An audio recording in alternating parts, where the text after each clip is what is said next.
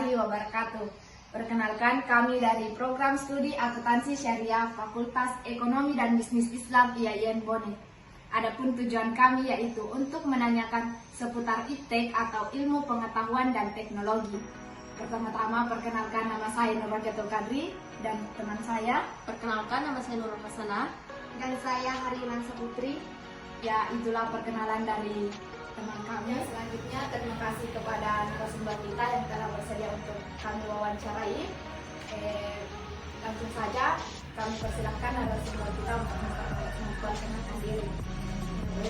Bismillahirrahmanirrahim. Untuk mengusirkan waktu, saya akan memperkenalkan diri karena ada pepatah mengatakan bahwa tak kenal maka tak sayang. Jadi perkenalkan, nama saya Ainun Oktaviani, bisa dipanggil Ainun. Alamat saya yaitu di Kecamatan Sibuler. Mungkin itu saja dan perkenalan dari saya berikan kepada saudara. Ya, itulah perkenalan dari narasumber kami. Langsung saja, adapun beberapa pertanyaan kami seputar iptek atau ilmu pengetahuan dan teknologi. Yang pertama yaitu, menurut Anda apa itu iptek atau ilmu pengetahuan dan teknologi? Pertanyaan bagus. Yaitu menurut saya pribadi, pengertian dari iptek itu sendiri atau ilmu pengetahuan dan teknologi. Iptek adalah singkatan dari ilmu pengetahuan dan teknologi, yang dimana salah satu wadah informasi untuk memberikan ilmu pengetahuan dan wawasan kepada seseorang, khususnya pada bidang teknologi. Itu menurut saya apa pengertian dari iptek. Saya memberikan. Apa masih ada deh pertanyaan selanjutnya? Apa dampak positif dan negatif perkembangan iptek pada saat ini? Oke, pertanyaan sangat luar biasa, yaitu apa dampak negatif dan positif iptek pada zaman sekarang ini. Bahwasannya kita ketahui deh, sekarang ini kita berada pada abad ke-21, yaitu pada era modern. Tentunya yang ingin saya sampaikan terlebih dahulu, ada beberapa dampak positifnya. Yang pertama, sekarang kita ketahui saja masih pandemi atau COVID-19, yang dimana beberapa aturan pemerintah yaitu kita tidak boleh, salah satunya itu kita mengerjakan segala sesuatu itu kita di rumah masing-masing. Secara tidak langsung bahwa kita menggunakan atau memanfaatkan dampak positif dari iptek itu sendiri. Karena kenapa? Sekolah atau kuliah adik-adik kita itu menggunakan handphone atau gadget. Itulah salah satu bukti nyata dari dampak teknologi itu sendiri atau iptek.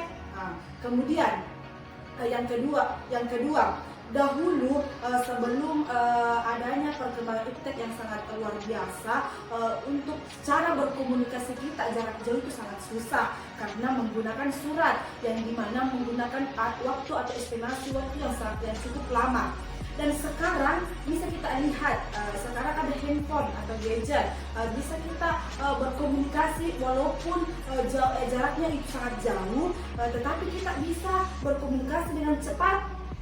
Sekarang ditambah lagi kita bisa langsung bertatap muka secara tidak langsung karena sekarang bisa tersedia yang namanya video call. Berarti itu salah satu bukti nyatanya. Yang ketiga yaitu ini yang sangat saya apresiasi karena sangat luar biasa. Karena kenapa? Membantu untuk memudahkan salah satu pekerjaan masyarakat. Kita ambil contohnya di sini saja di Kecamatan Sibuluer, mayoritas pencariannya yaitu di wilayah pertanian, di mana dahulu itu menggunakan alat yang sederhana dalam hal untuk memanen padi, yaitu menggunakan sabit dan menggunakan cukup waktu yang sangat lama. Dan sekarang karena perkembangan teknologi, adanya inovasi dan inovatif dan perubahan, sehingga ada alat untuk memudahkan dalam memanen padi, yaitu dikendalikan oleh orang. kayak seperti halnya kayak itu mobil. Itu sangat mudah dalam hal memanen padi. Bahkan langsung itu padinya bukan kita yang simpan di tempat padinya itu, akan tetapi sudah ada mesinnya. Itu kan merupakan contoh bukti nyata dalam perkembangan iptek. Akan tetapi deh yang ingin saya tekankan bahwa di sisi positifnya, di samping itu ada dampak negatifnya. Di sini dampak negatifnya yaitu pertama yang kita ingin menjelaskan bahwa penggunaan gadget. Sekarang kita tidak menutup kemungkinan bahwa di Indonesia mayoritas sudah menggunakan HP atau gadget kan. Untuk anak-anak atau di bawah umur itu diperlunya pendampingan orang tua yang cukup ekstra. Kenapa? Karena sekarang sangat mudah untuk mengakses hal-hal yang berbau negatif, bahkan tidak berkaitan dengan dunia pendidikan. Misalkan pornografi. Apabila tidak ada edukasi atau pendamping atau bimbingan dari orang tua maupun kakak-kakak, itu hal yang sangat bahaya. Karena kenapa? Apabila anak sudah kecanduan main gadget, main handphone, dan sudah mahir untuk mengakses hal-hal tersebut, itu dapat merubah pola pikirnya menjadi hal-hal yang negatif. Sangat berbahaya apabila kita tidak berikan bimbingan atau edukasi tentang hal tersebut, bahayanya. Jadi saya harap dari kakak-kakak itu dapat bijak menggunakan teknologi tersebut untuk memanfaatkannya dalam hal-hal yang positif. Seperti itu deh. Apakah masih ada? Terlepas dari dampak positif dan negatif dari perkembangan iptek, Ya. Bagaimana upaya untuk meminimalisir perkembangan iptek dalam bidang sosial budaya? Itu saya apresiasi pertanyaannya sangat luar biasa, karena betul deh, di sini ada beberapa bidang yang harus kita minimalisirkan atau mengurangi dampaknya. Yang pertama yaitu dari sosial budaya. Baik kita sebagai generasi muda, yaitu dan kita berada di negara Indonesia yang disatukan Bhinneka Tunggal Ika, walaupun kita berbeda-beda tapi kita tetap satu tujuan, yang berarti banyaknya budaya atau culture seperti itu. Jadi cara meminimalisir atau mengurangi dampak tersebut, yang pertama itu kita harus menghargai hak-hak dari orang lain. Itu hal yang sangat kecil, akan tetapi banyak yang terjadi di luar sana, bahkan tidak menghargai pendapat orang lain. Kita sebagai generasi muda, hal seperti itu kita harus perhatikan, begitu deh. Yang kedua, kita sebagai adik-adik kan sebagai seorang mahasiswa, berarti sebagai agen of change, yang tentunya sebagai agen perubahan. Berarti kita harus berpikir secara kreatif, inovasi atau inovatif dalam hal menghadapi sesuatu. Jadi kita harus sebagai mahasiswa atau sebagai masyarakat, kita harus berpikiran positif terhadap sesuatu hal seperti itu deh, untuk meminimalisir dampak dari sosial budaya tersebut.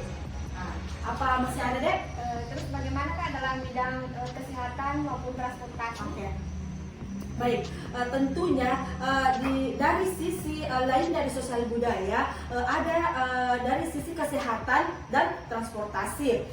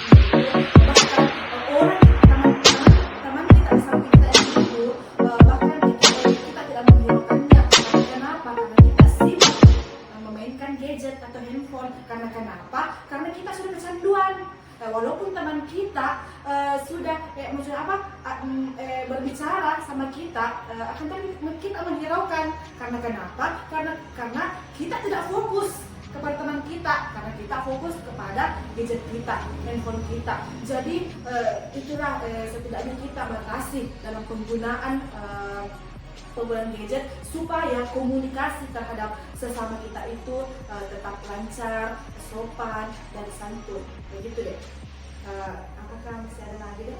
Bagaimana dalam bidang industri maupun pendidikan? Oh ya, wow, itu saya rasa itu bidang hal yang sangat penting karena di bidang industri dan pendidikan. Tentunya di dalam sebuah industri itu perlu kita ketahui bahwa sekarang sangat canggih. Bisa kita katakan bahwa sekarang serba mesin. Serba mesin, bahkan sudah jarang untuk secara manual, akan tetapi karena begitu canggihnya perkembangan teknologi dan begitu bagusnya dan kreatifnya masyarakat untuk menciptakan hal-hal yang sangat bagus, jadi berdampak pada penciptaan lapangan kerja di bidang industri karena sekarang menggunakan mesin. Lebih mengutamakan itu karena dapat salah satu pertimbangannya karena dapat mempercepat pengerjaan seperti itu. Tetapi kan perlu juga kita ketahui bahwa di Indonesia memang sangat menurun lapangan kerjanya. Jadi itu sebenarnya bukan kita jadikan sebagai bumerang bagi kita, akan tetapi jadikan itu motivasi bagi kita sebagai generasi muda, agent of change, untuk bagaimana cara kita berpikir inovasi supaya kedepannya kita bisa menciptakan lapangan kerja seperti itu. Kita mempekerjakan orang banyak supaya negara kita lebih maju seperti itu deh. Terkait di dalam dunia pendidikan, ini yang paling luar biasa sebenarnya yang harus kita perhatikan. Kenapa tidak apa-apa itu adalah sebuah pendidikan, bahkan di agama pun begitu. Maaf jika salah pandangan saya. Ini pribadi saya pernah baca salah satu atau mendengar dari teman-teman saya, yaitu bahwa perlunya itu pendidikan. Yang paling utama adalah pendidikan. Maka dari itu hal-hal yang kita sebagai generasi mudanya, bagaimana cara kita sebagai generasi muda untuk kedepannya berpikir hal-hal yang positif untuk memajukan bangsa di dalam khususnya pada dunia pendidikan. Misalkan kan sekarang bisa sangat mudah untuk mengakses hal-hal yang positif. Misalkan adik-adikku sekalian dapat tugas, kan bisa dibantu, bisa minta bantuan dari kan sangat mudah untuk mengakses sekarang, kan sudah ada gadget Google, toh kita bisa menggunakan itu. Jadi akan tetapi betul memang sangat susah juga kalau di dalam dunia pendidikan karena bukan cuma 1-2 orang, itu kan berjuta-juta untuk terjun dalam dunia pendidikan. Tetapi itulah tugas kita sebagai agen of change perubahan, bagaimana ke depannya untuk kita memajukan pendidikan itu sendiri. Jadi terakhir mungkin dari saya, apakah Dek masih ada sebelumnya ingin ditanyakan? Terakhir, bagaimana dalam bidang sandang, pangan, papan maupun sumber daya alam? Wow ya, luar biasa ya. Di sini sandang, pangan dan papan yaitu berkaitan terkait dengan tempat tinggal ataupun bahan pokok atau sumber makanan. Jadi perlu kita memang ketahui teknologi sekarang memang canggih, akan tetapi jadi pasti dalam makanan itu sudah banyak misalkan pengawet atau dan lain-lain seperti itu.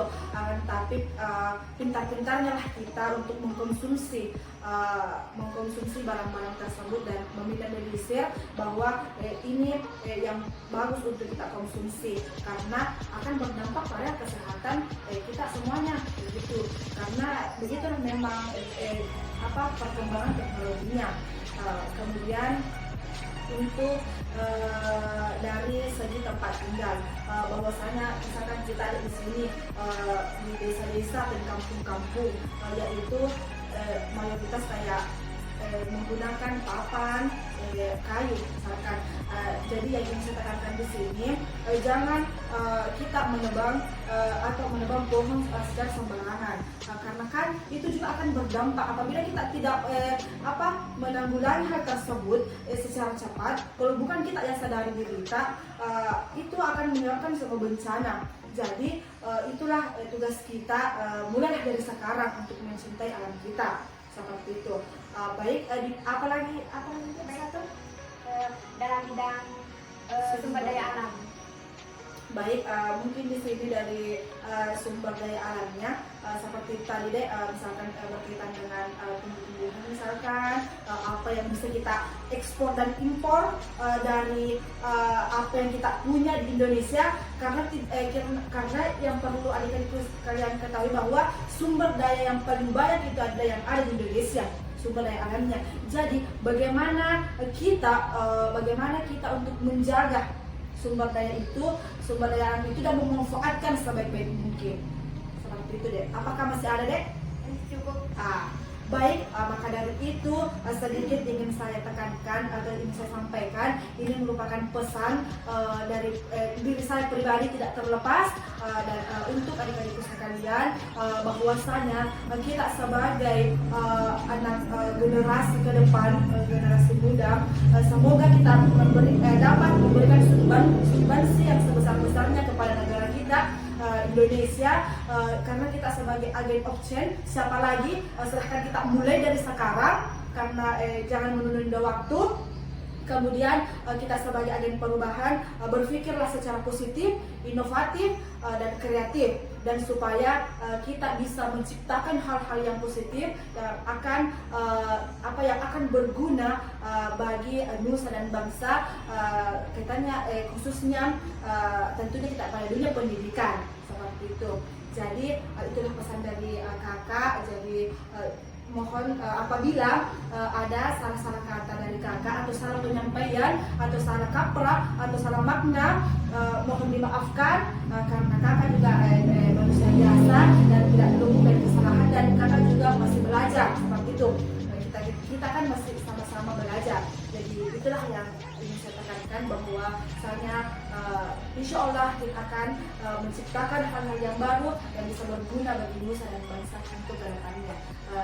Dan hal yang positif, karena pada saat sekarang kan perlu kita tekankan bahwa pada perkembangan teknologi yang begitu pesat, jadi kita bisa lawan di situ dan kita bisa berguna pada nantinya untuk kedepannya. Mungkin itu saja deh, saya kembalikan. Ya, terima kasih atas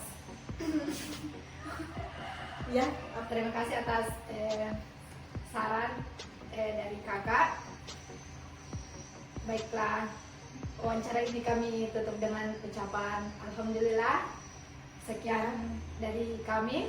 Wassalamualaikum warahmatullahi wabarakatuh. Waalaikumsalam warahmatullahi wabarakatuh.